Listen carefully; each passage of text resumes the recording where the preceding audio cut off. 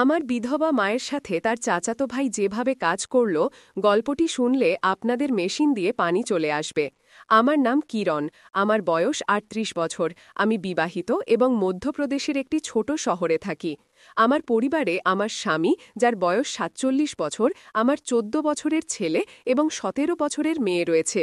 আমার স্বামী একটি চাকরিজীবী মানুষ, কিন্তু গত ৮ বছর ধরে তিনি হাঁপানিতে ভুগছেন।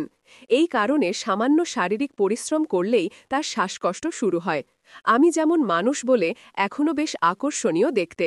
আমার বন্ধু এবং আত্মীয়রা প্রায়ই আমাকে জয়া প্রদার সাথে তুলনা করে এবং আমি এই প্রশংসায় একটু গর্বিত বোধ করি। সেই দিনের কথা, যখন আমি আমার মায়ের বাড়িতে আমার চাচার মেয়ের বিয়েতে বাচ্চাদের নিয়ে গিয়েছিলাম। আমার মায়ের বাড়ি সবসময় আমার প্রিয় ছিল।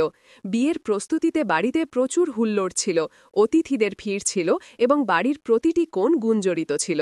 বিয়ের একদিন আগে আমার গোসল করার জন্য বাথরুমের প্রয়োজন ছিল, কিন্তু নিচের সব বাথরুম ভরা ছিল। বাধ্য হয়ে আমাকে ছাদে তৈরি বাথরুমে যেতে হয়েছিল। সেখানে পৌঁছে আমি দেখলাম বাথরুমের দরজা ভিতর থেকে বন্ধ। আমি জিজ্ঞাসা করলাম, ভিতরে কে? উত্তর এলো, দিদি, আমি সুরজ, শুধু ২ মিনিট। সুরজ আমার চাচাতো ভাই, আমার চাচার ছেলে, ২৮ বছরের যুবক যে চাকরি করে। কিছুক্ষণ পরে সুরজ দরজা খুলল। সে তোয়ালে জড়িয়েছিল এবং তার কাপড় তার হাতে ছিল। যেই সে বের হল, তার পা পিছলে গেল এবং সে ধড়াম করে পড়ে গেল। পড়ার সাথে সাথে তার তোয়ালে উপরে উঠে গেল। আমি এক মুহূর্তের জন্য এমন কিছু দেখে ফেললাম যা আমার মাথায় আটকে গেল। আমি দ্রুত গোসল করার জন্য বাথরুমে ঢুকে গেলাম, কিন্তু আমার মন অস্থির ছিল। গোসল করে বের হয়ে আমি সুরজকে নিচে দেখলাম। সে সম্পূর্ণ স্বাভাবিক আচরণ করছিল, যেন কিছুই হয়নি। কিন্তু আমার মনে কিছু বদলে গিয়েছিল। আমি বারবার সুরজের কাছে যাওয়ার চেষ্টা করতে লাগলাম। তার দৃষ্টি আকর্ষণ করার জন্য আমি তার আশেপাশে থাকতাম, তাকে স্পর্শ করার অজুহাত খুঁজতাম। কিন্তু সুরজ সম্ভবত কিছুই বুঝতে পারছিল না। তার সরলতা এবং অজ্ঞতা আমাকে আরও অস্থির করে তুলছিল। আমি সেই মুহূর্তটি ভুলতে পারছিলাম না। বিয়ে খুব ধুমধাম করে হয়ে গেল। ২ দিন পরে বাড়ির বড়রা চাচার মেয়েকে প্রথমবার তার শ্বশুরবাড়ি রেখে আসতে গেল। বাড়িতে এখন কয়েকজন মহিলা অতিথি, আমার বাচ্চা এবং সুরজ ছাড়া কেউ ছিল না। বিয়ের হুল্লোড়ের পরে বাড়িতে কিছুটা শান্তি ছিল। সন্ধ্যা ৮টা বাজে, সবাই খাবার খেয়ে ফেলেছে। আমার মেয়ে এবং বাকি মহিলারা একটি ঘরে ঘুমানোর প্রস্তুতি নিচ্ছিল। আমাকে এবং আমার মেয়েকেও সেই ঘরেই ঘুমাতে হবে। আমার ছেলে অন্য ঘরে খাটে শুয়ে টিভি দেখছিল, সে সেখানেই ঘুমায়। সুরজ খাবার খেয়ে বাইরে ঘুরতে গিয়েছিল। আমি আমার ছেলের কাছে গেলাম এবং তার বিছানায় অর্ধশায়িত হয়ে টিভি দেখতে লাগলাম। রাত ৯টায় সুরজ ফিরে এলো। আমাকে দেখে সে হাসল এবং বলল, কি দেখছো দিদি? আমি বললাম, গল্প ঘর ঘরের, আই তুইও দেখে নে। সে বলল, ঠিক আছে দিদি, আমি এখনই আসছি, এবং তার কাপড় বদলাতে তার ঘরে চলে গেল। কিছুক্ষণ পরে সে ফিরে এলো এবং আমার ছেলের পাশে শুয়ে টিভি দেখতে লাগল। আমার হৃদয়ের গতি বেড়ে গেল। সুরজের কাছে থাকায় আমার মনে একটি অদ্ভুত অস্থিরতা শুরু হয়েছিল। রাত ১০টা বাজে। আমার ছেলে বলল, মাম্মি, এই লাইট বন্ধ করে দাও, আমার ঘুম পাচ্ছে। তোমার এই শ্বাস বউয়ের ড্রামা অনেকক্ষণ চলবে। আমি জানি তুমি পুরো দেখে তবে ঘুমাবে। এটা শুনে আমার হাসি পেল এবং সুরজও হাসতে লাগল। সে বলল, হ্যাঁ দিদি, লাইট বন্ধ করে দাও, আমার চোখও ভারী হয়ে আসছে, আমি শীঘ্রই ঘুমিয়ে পড়ব। আমি বললাম, ঠিক আছে, এবং উঠে লাইট বন্ধ করে দিলাম। তারপর সেই বিছানায় আমার ছেলের পাশে শুয়ে টিভি দেখতে লাগলাম। এখন দেয়ালের দিকে সুরজ ছিল, তারপর আমার ছেলে এবং তারপর আমি। কিছুক্ষণ পরে আমার ছেলে ঘুমিয়ে পড়ল। কিছুক্ষণ পরে সুরজের চোখও বন্ধ হয়ে গেল। আমি ইচ্ছাকৃতভাবে তাকে তার ঘুম থেকে জাগাইনি। টিভির আওয়াজ আমি একদম কমিয়ে দিলাম। কিছুক্ষণ আর অপেক্ষা করার পরে আমি চুপি চুপি উঠে পাশের ঘরে গিয়ে দেখলাম আমার মেয়ে এবং বাকি অতিথিরা গভীর ঘুমে ছিল।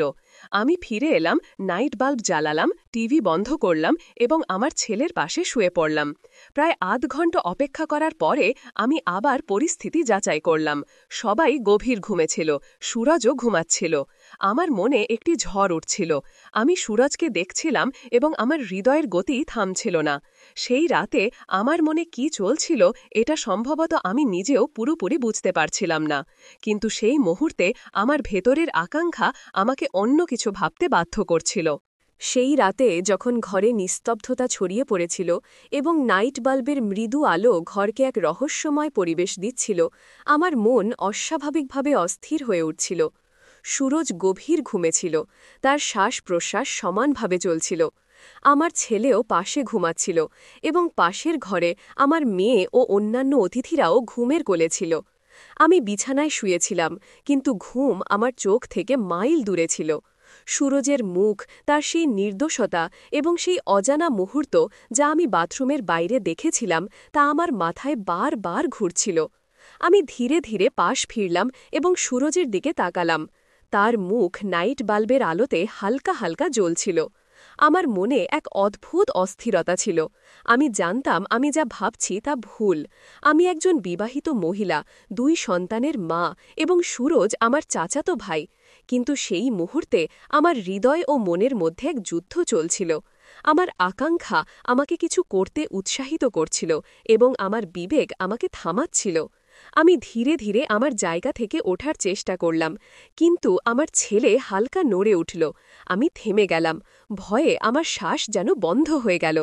কিছুক্ষণ অপেক্ষা করার পর যখন আমি নিশ্চিত হলাম যে সে আবার গভীর ঘুমে আছে, আমি সাহস জোগালাম এবং ধীরে ধীরে বিছানা থেকে উঠলাম।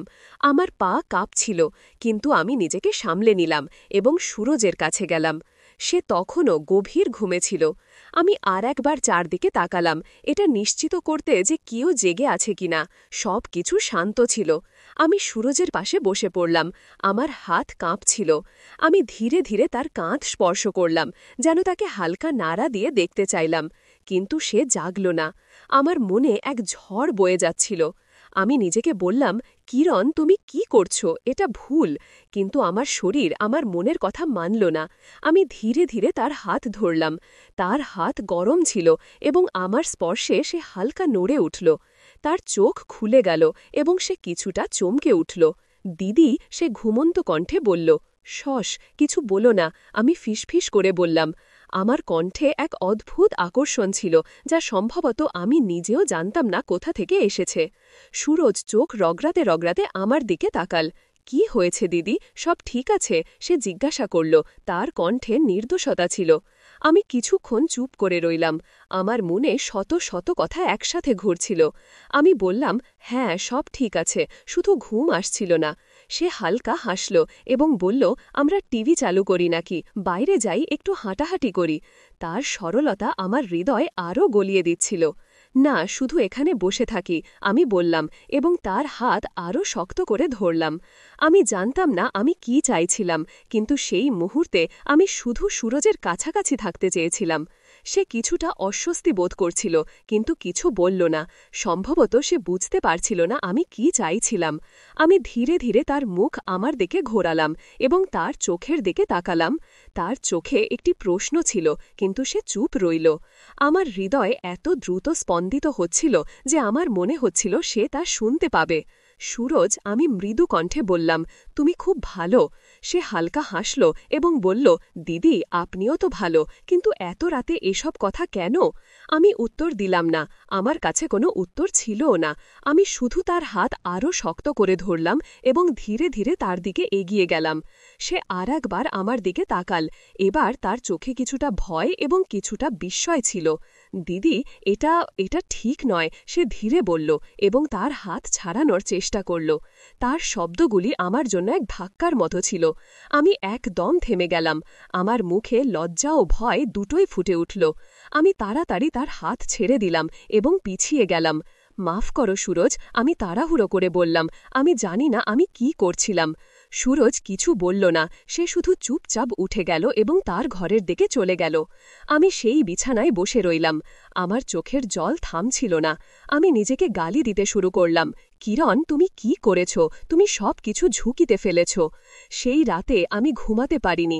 সকাল হওয়া পর্যন্ত আমি আমার চিন্তায় ডুবেছিলাম। পরের দিন সুরজ আমার সাথে স্বাভাবিকভাবে কথা বলল, যেন কিছুই হয়নি। কিন্তু আমার মনে এক গভীর বোঝা ছিল। আমি জানতাম আমি একটি ভুল করেছি এবং এখন আমাকে তার বোঝা সারা জীবন বহন করতে হবে।